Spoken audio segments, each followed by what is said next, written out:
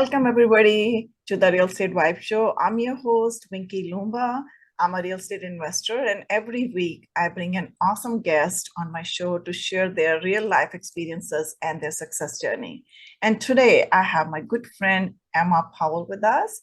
She's a successful real estate investor. Emma is the owner operator of High Rise Group and has partnered on nearly 500 units.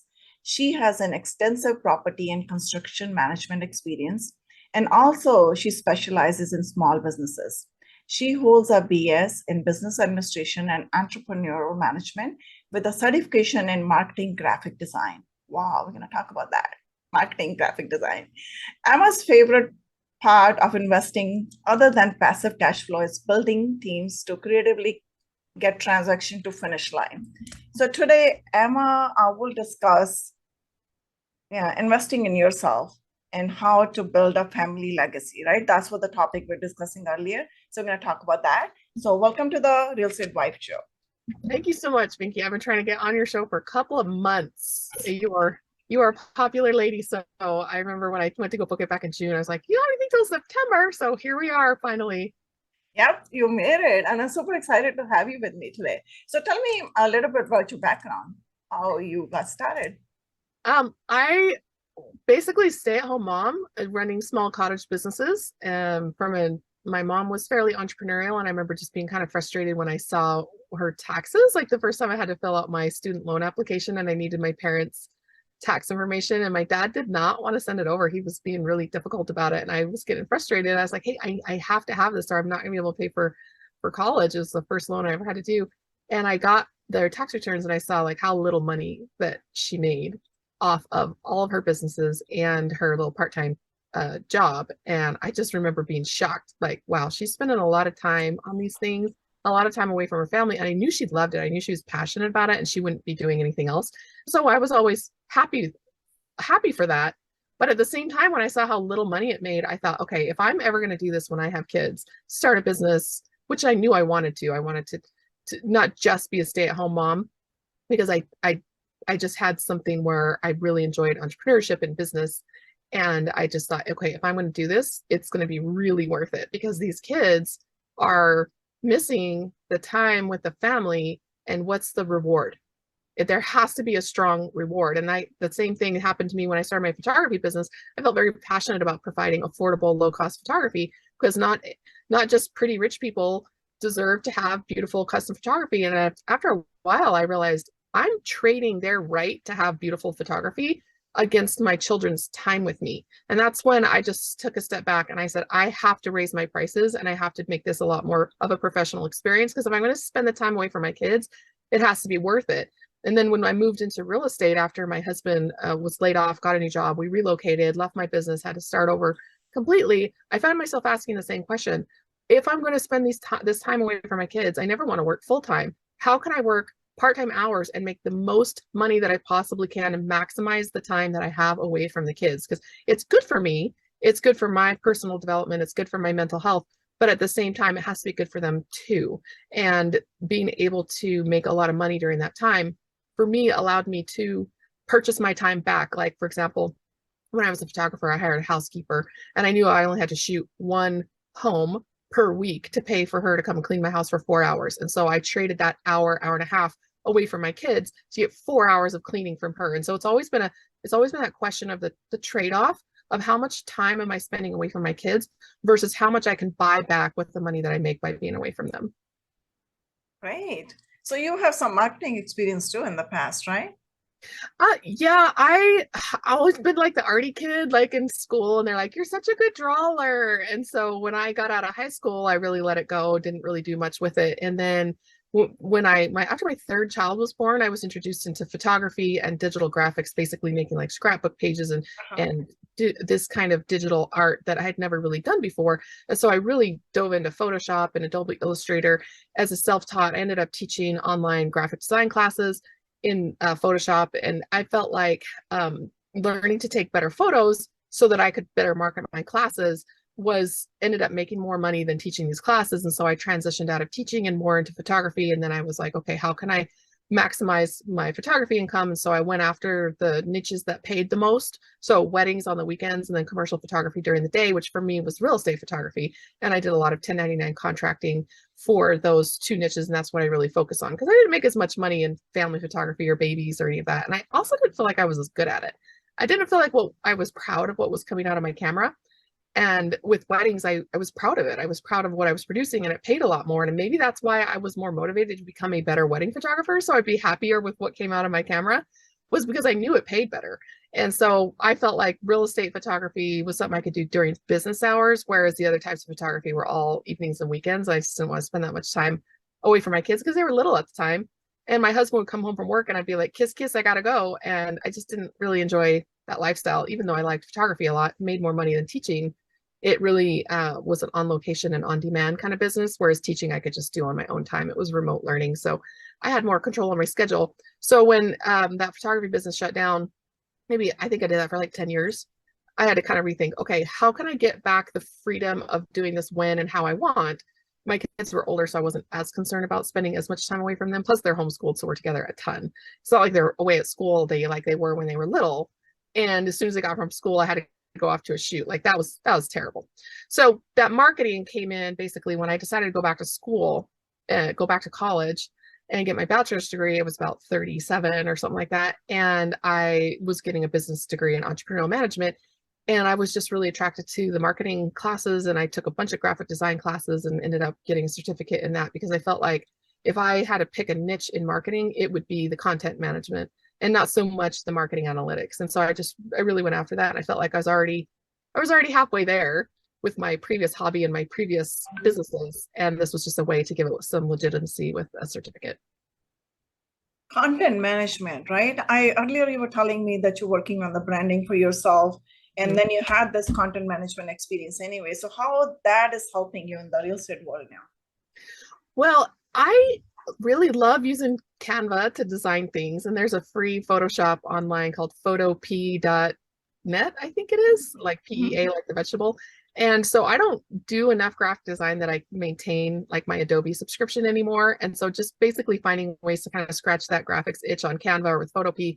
I do all the pitch decks for our deals, and I do all of the social media management for our deals and also my own personal brand. And I'm able to use graphics as a way to get my message across. So if anybody's watching the video version of this, you can see my Zoom background has all the information on my club, where we meet, what the link is, the little tagline, learn by doing, all of that. I think I designed my logo and it has a story behind it. So the ability to visually brand myself has come in really handy because I know that everybody in this industry needs to have some sort of a visual brand. And if they can't do it themselves, they need to hire it out. And so I try to minimize it because I can hire a graphic designer for $20 or $50 an hour. You never want to be doing a job that you could hire someone else to do. If it's less than $100 an hour, then you probably ought to hire it out. I do how much I enjoy, and the rest of it I either do without, figure out how to make it work, or I figure out how to monetize it. So for example, creating educational materials and YouTube videos, I can go and create lots of graphics cards and things to visually explain what I'm trying to teach about, and then being able to reuse that content across platforms. So for example, my YouTube videos, when I'm explaining something, I'll have a graphics card pop up that I have just created using either Canva graphics or something like PowerPoint, Google Slides.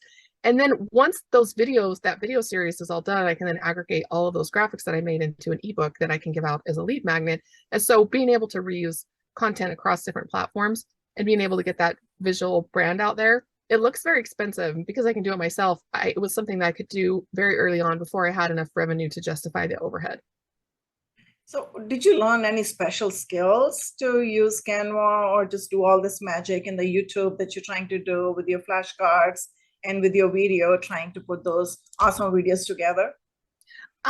I think the most important part about this isn't the technical skills. It's kind of like what we say about real estate investing. It's 80% mindset and maybe 5% technical skills. I think with design, it's the same thing. You have to have a good eye for it. I have made pitch decks before for my teams, and then they went out and did another deal with a different partner and asked if they could reuse the pitch deck. I'm just like, sure, go ahead. And then I get it back and it looks terrible, even though it's the same pitch deck that I designed. Whatever the little alterations they made or the color choices they made or how they're arranging things on the page, it just looks terrible. And so I feel like that design eye is much more important than any technical skills. Mhm. Canva can be used by anybody. It's a simple drag and drop. But if you don't know what looks good, and even if you hire somebody, if they send it back to you and you think that, oh, yeah, my designer sent me something, they must know what they're doing. A lot of designers out there really are not very good at That's what they true. do. I agree. And if you don't know how to recognize good design from bad design, it can really wreck your visual brand. And so, no real technical skills. Canva's really democratized the graphic design business by doing as much for you as they can. But I still see people ruin it, even with the best templates that they start out with. You develop the eye, the design eye is 80% of design, just like mindset is 80% of investing. Yeah, I agree on that. So, what is the story behind your logo? Oh, so that's actually a funny one. I Mhm. wanted the logo and I wanted it to look more like a skyscraper because I was interested in larger developments and going bigger with larger properties. And I saw everybody had like the house with the, over the top with a little roof, the same logo you see on every realtor's business card. And then a lot of people are using like little house shaped things. And I said, well, I really would like more of a skyscraper thing, but I, I wasn't doing any large commercial at that point. I think I had just bought my first commercial property and I just really wanted to signal that we were going to grow. So it's basically the shape of a house with a skyscraper inside of it.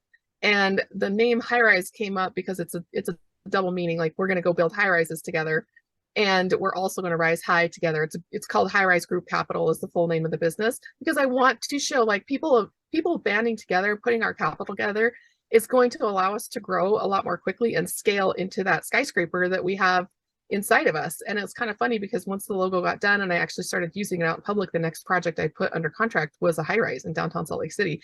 And I thought, this is a huge coincidence, but at the same time, designing that and thinking about that process and where I wanted my business to go was allowed me to even look at a project like that with a serious eye rather than being like, I don't know how to do that. I'm moving on. I just kept looking at it and bringing in more people to look at it as it continued to grow legs until we finally got the right people in place that we could take the project on and do such a large project. And so I feel like that logo was a huge part of bringing me the mindset and the belief that I needed in order to take on a project like that. Great. I love that story. I have a story behind my logo too. I'll share with you some other day. But I'd love to hear it. yeah, I understand you're a rugby player as well or a rugby fan. And I just feel like kind of life is like a rugby ball, right?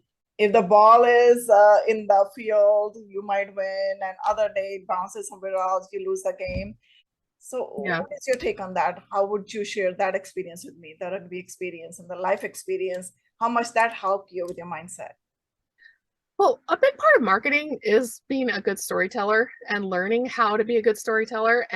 And part of being a good storyteller is being able to find analogies all around you and then applying that back to the point or the moral of the story that you're telling. And I have found rugby and sports to be just rich with life analogies. And I think that's one of the reasons that we put so much emphasis on sports in our culture and with our kids is because it teaches life lessons that you're not really going to get from any other mean. None of my kids are athletic. It drives me crazy because I think that there's so many good lessons to learn from being coached, being a coach, watching, like you said, the ball getting out of control and losing a game, dealing with that versus winning a game, and finding those life analogies in sports. And as a kid growing up in public school sports, that was what you wanted to be recognized, to be noticed, to have some sort of significance. And I am not very athletic, but I just am fascinated with sports. I love sports. And so when I was a junior in high school, I went out for a soccer team and I was terrible, like embarrassingly terrible. And I was getting in trouble all the time for tripping and shoving, like body checking.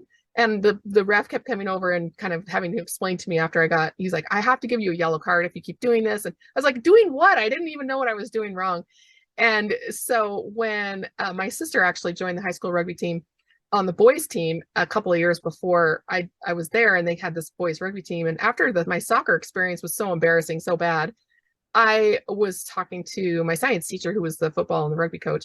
And I said, hey, do you still have a team? Like, I'm getting in trouble for tripping and body checking and soccer too much. I think maybe rugby might be a better fit for me. And since he knew my sister and she already played, he's like, yeah, come on out. And so I played for the boys team probably the second half of my junior year after soccer season was over. And then my senior year, they started a girls team. And we were terrible. We were so bad because it was the first year and high school girls, and there were no other high school girls teams. We were playing college teams and teams from Canada, high school teams from Canada. So we were so bad. We were so new. And I found out years later, I reconnected with some of those coaches, and they told me that was the first girls' high school rugby team in the entire country. And Wow. that's why we didn't have anybody to play against. And I remember I kind of joined the rugby team in Austin when we first moved there, but it was so far away I couldn't get myself up there. And I was trying to get pregnant with my second child. I was like, this isn't really a time or good fit in my life. And I let it go for like 20 years. And then one day I was taking my kids to actually a homeschool co-op near Texas State University, and they had a big banner out on one of their soccer fields that said Texas State Rugby. And I thought, oh, wow, I haven't thought about that for a long time.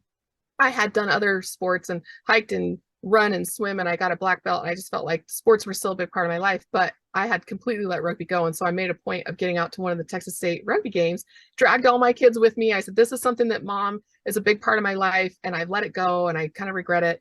And so I want you all to come out, and I want you to learn about rugby and the rules and all the work. But I didn't even know the rules. It had been so long. I'm sitting there watching this game like, I have no idea what's going on. And I was lucky that I was sitting behind a ref in the audience, and he was basically explaining the game to the people who were sitting around him, and I was just eavesdropping. So I ended up introducing myself to him, and we went down on the field, and we met the guys, and there was a coach there recruiting for a kids team, and he was running a little kids clinic, and I pushed my kids out there to play, and like I said, they hate it. They don't like athletics. And so while I was kind of pushing them there, I had to be really hands-on and very involved. So I was standing very, very close to them. And the coach came over and he said, well, I'm starting a women's team too. You seem like you kind of know a little bit about it. Would you like to join up? And I said, well, sure, why not? Right. So I figured the kids are going to be there. I might as well be playing on the women's team while the kids are practicing. So I played, I think I was like 37, 38 at the time. And I started playing rugby again. And I finally learned the rules the second time around. I finally learned like how the plays go. And it was extremely, it was just a really fulfilling couple of years. And then when we moved to Utah, I joined a team here. I think I was 39 or maybe 40. I think I was 40. And I went out to the first practice, and they just killed me. I couldn't breathe. The altitude was so much higher. These girls were so much younger than me. They were so much stronger and faster. And there's a rugby culture in Utah that I just got my butt handed to me. And I after that practice, I stood there, and I was so afraid of getting hurt because I was getting so old that I was like, you know what? I think I better just hang it up. So I reached out to the rugby coach, or so the general manager of the new professional team. I knew it was going professional because I was working for the professional team in Austin. It was right before the first season, and I lost my job with the Austin team. I was just doing marketing content management for them. And so I reached out to the general manager here in Utah, and I was like, hey, can I just invest in your team? Like and he said, sure. So I bought, I think, 1 unit of shares, and it's one of the most fun investments I've ever done. I don't know if I'll ever get the money back, but the sport's growing, and it's been a great networking opportunity, great marketing material. My passive income adventures brand has really benefited from it. And then I've learned just tons about business by being involved in not only the sport itself, but now behind the scenes in the business of sports as one of the limited partners. And you learn how to tackle everything, right? Tackle the problem, not overlook or dismiss anything in your life. And earlier you were talking about, how to invest in yourself. That's the best asset you can invest in, and that's what you've been doing, which is an amazing journey that you had. So how did you get that mindset? When did you learn, at what point in your life you learn, okay, I need to invest in myself. That's the way I'm going to have more freedom of time, because you've been talking about freedom of time, not freedom of money, because money follows you when you have freedom of time. So basically your focus was that. So tell me about that. Well, I remember when I first got back into rugby, and I'm watching this game, and they are trying to kill each other basically on the field. They're going after this little ball, and sitting in the stand, I'm wondering, like, why is this little ball so important?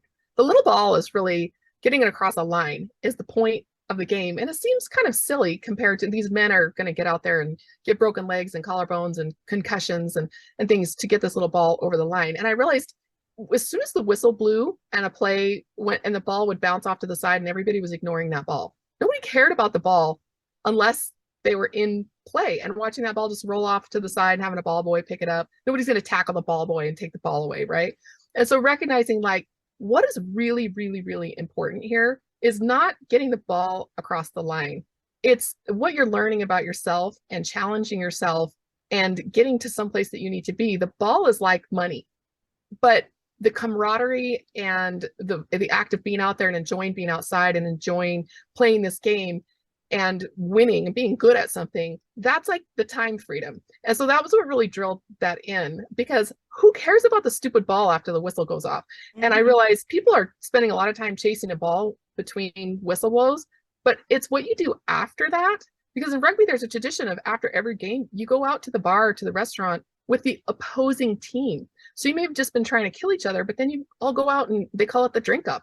And there's a barbecue and you all hang out and you talk and share stories. And I've never seen anything like it in another sport, just the camaraderie after the match. To me, that's like spending time with your family. You're going after the money really hard, but most of life is outside the whistle blows. And so you need to make sure that you're going after the right thing when the ball is no longer in play.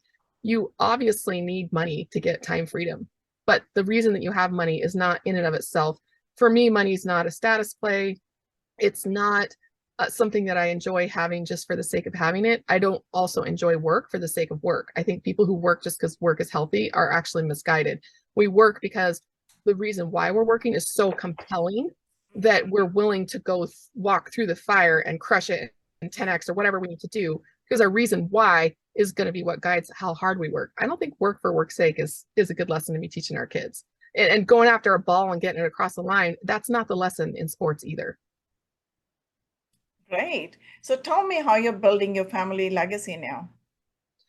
I have a little bit of a tough time with this concept, and I'm having to grapple with it lately as I'm coming up with content for my YouTube channel, for an upcoming podcast, and thinking like, how am I going to talk about legacy? Because for a lot of people, it's really, really important. And for me, it's not. Like leaving my kids a bunch of money or a bunch of properties and giving them that head start in life, to me almost seems like it would produce worse results than making them do it on their own. And I've focused really hard on educating them. They don't really want to know the nitty gritty of how to do what I'm doing. It seems difficult. It seems like it's a lot of work. They're young adults, so I do know kids their age doing this, but at the same time, it's not common and they're not that into it. And so what I've realized recently is that my attempt to change their mindset, that is the legacy. That's what I'm giving them. And it was driven home by a story that a partner told me. When we moved to Utah, I didn't really know anybody here. My dad actually grew up in the area, but so I had some distant extended family, but I didn't know any of the local investors, business people. I just wasn't a part of the community network. And so my first partner ended up, I found out later, somebody told me like, hey, you're doing business with so-and-so. Like, yeah. And he said, do you know who his family is? I'm like, no. But when he told me the last name, even I had heard it because of the political posts that they had held, federal posts. And so I felt like, oh my goodness, like this is a family the likes of which I've never associated with. And so on one of our trips, I asked him, I said, what was it like to be raised in that family? Because I saw pictures of you with these famous individuals. I didn't realize that they were your relatives. I thought they were just pictures that you had in your office of like famous people you met. Right. And it turned out that they were like his grandpas, uncles, aunts, people in his life. I said, what would that like to be raised around them? And after talking about it for a while, the thing that he came up with, it really grabbed me. He said, the difference between me and you being raised in that family is, one, I've seen the bad side. I've seen the downside. I've seen how money destroys lives. I've seen how money makes people think and do crazy things. He said, on the other hand, though, where I've got a leg up on you is I never once had to wonder if I could do this. I never once had to wonder if it was possible. I never had to wonder if I deserved it or felt like an imposter when I was a beginner. He said, I always knew that this was the path for me. It's inevitable, and this is where I'm going. And you have had to spend a lot of time adjusting your mindset and getting over those, do I deserve it? Can I do it? What makes me think I can? He said, I don't deal with any of that. And I thought, if that's the one thing that I can give my kids, I don't need to give them money. I don't even need to give them tactics or strategies. I just need to give them the mindset that this is a thing. Here are people doing it, real life people that you know, and you can do this if you want to. And here's how to get a reason why that is so powerful that the work doesn't really seem that daunting. That's really good. And I really love your mindset when you talk like this about your kids.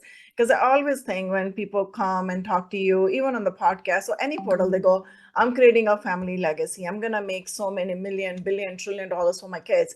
So do we think our next generations are stupid generation? They're not going to do anything in their life? That's what I look at it. Why we're thinking about that. They are much smarter generation than us. They can do everything themselves. and they're much more aware than our generation. The Seriously, struggle with that money. blows my mind thinking that why we wanted to make all the money for them, we're trying to cripple them. And then you are totally opposite, which I love your thought process there. So tell me a little bit about your real estate journey now, what you're doing. You're doing amazing things. You have this investor club. I really wanted to talk to you about the team building exercises that you're doing. So if you can share that with me. Well, my husband works in the IT field and he read a book years ago called, I think, The Phoenix Project, where it talks about how to run your IT office like a production line, like using Toyota as the inspiration for Mhm. a digital project like IT management. And so that whole idea of having a Kanban box where everything that you need is in Right. this little box and it's going down the assembly line. And I was really fascinated by this process. And then using agile development, because he's an IT guy for software developers. So agile development, where you have your scrum or your stand up every morning. The scrum is a rugby term where that came Right. from. And then Six Sigma came from martial arts, which I also did Right. for 10 years. And so the sports analogies they're using in business, it really resonated with me. And so I felt like when I started my real estate business, one of the big issues that he had with it was if you don't have your business straight, you don't know your numbers, you don't have a P&L, you don't know where the money's coming, you don't know where it's going, and it's disorganized. He's like, you're going to have to do this on your own. I'm not going to be able to help you. But he's an operator type. He's the mindset of more detail oriented and more process driven than I am. And I knew I needed his help because I'm not good at those things, or at least I knew that I couldn't spend time on those things in order to scale where I wanted to be. And so changing that mindset to like, we're running this business like an assembly line. We're running it like with all our little Kanbans that are set up, ready to go down the assembly line, and turning that thing that I had done in business and I had done in marketing and I had done even with homeschooling my kids or anything that I did that was any way efficiently organized, like the housekeeper, or freeing up time, thinking about how can I invest more time in myself and how can I delegate or eliminate things that are taking my time. So that was the start of the real estate and that was the foundation that I was building it on. And I know the first commercial property that I was going after, I had people tell me like, this is not the property you should buy. Everybody knew this property because it had been wholesaled a couple of times and traded hands to a couple of people in my local investing network. And it was a dump. It was in rough shape. And they're like, this is more than you can take on. You don't have the infrastructure. You don't have the knowledge, experience. And I just knew that they were wrong because I knew that I could cross train the skills that I had developed as a mom and as a business owner. I had fresh off my business degree. I had bought a couple of residential properties at that point. And I just knew that this was something that I could do because it wasn't that different than what I was already doing. And I think that's the biggest mindset key right there is how to take what you already do and what you already know how to do and then apply that to a new venture. It's difficult, but it is the key. And so when I was able to say, hey, I know how to do books, I know how to organize a team of people, I know how to find the right person for the job, even if I don't know how to do it, I know how to outsource these things and go with a team because I'm looking at this from more of a Kanban standpoint, like what needs to be in these boxes in order to be systematized down the line and who needs to be standing on the line, who needs to decide what goes in the boxes and just having that mindset towards apartment investing. It's no different than doing Six Sigma and software development. It's the same thing. You just have a different product, which I felt comfortable with construction because we've done some construction management on our own home and also on some of our early rentals. And I just felt like, okay, we're just going to scale up this construction management. And I spent a lot of time talking to flippers and people who manage contractors and just figuring out how they did things so that I could design this system. Now, I'm not really the best one to administer systems. I tend to want to say, here's the setup and put somebody else in charge of it, which has been a benefit in helping me scale and scale my mindset, but it's also been a detriment because I don't have my finger on the details the way that I probably should at this point in my business because I want to be scaled a little bit maybe more than I am. And so having to build in time to take care of the nitty gritty and the daily details until I get to the point where I either don't have to do it anymore because I'm a passive investor or we've sold the properties where I'm the lead syndicator and I'm just on properties where we're just a co-partner. And that's basically what the club does. We find opportunities that other people are doing, other people are running, where we're just taking a sliver of the management and taking on very small jobs that is commensurate with the size of the equity that we have. And then we are able to put in our own money and raise capital and basically learn how to run this business from partnering with other people who are bigger and better at this than we are. And the nice thing about it, because I've been lead syndicator, I actually have something legitimate to offer to say like, hey, you guys had some water damage and you need to file an insurance report, but maybe they've never done it, but we have. And so I can say like, hey, let me help out with this insurance. I like to take things on more of a project basis than an ongoing basis.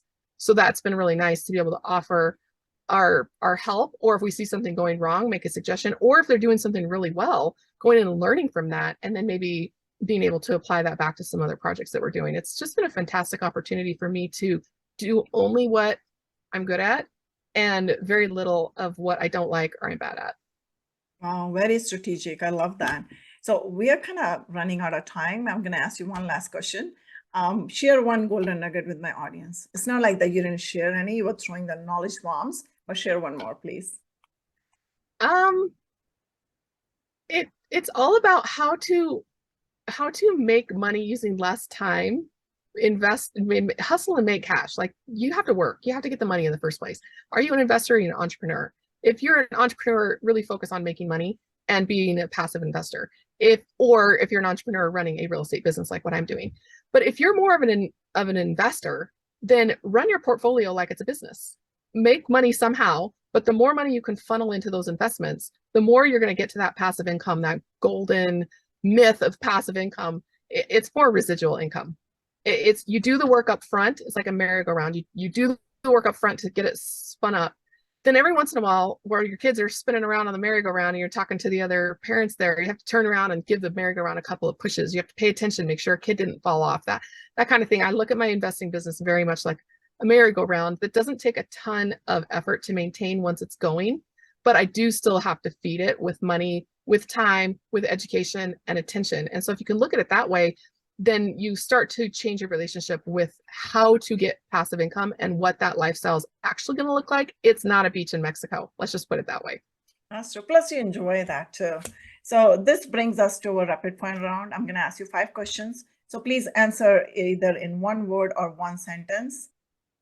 Okay, ready? I'll try. So what is one of the best skills that you have learned over the years that works for you all the time? Networking. It's about the people.